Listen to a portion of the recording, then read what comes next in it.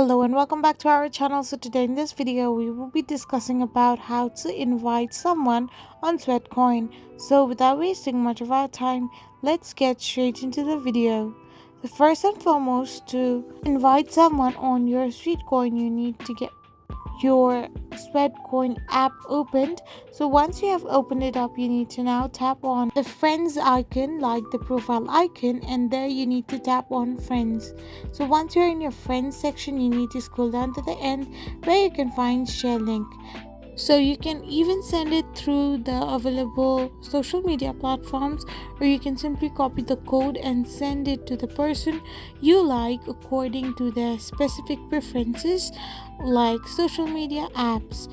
So this is how you invite someone on the Sweatcoin app. I hope you found this video helpful, so don't forget to hit that subscribe button and do give us a thumbs up.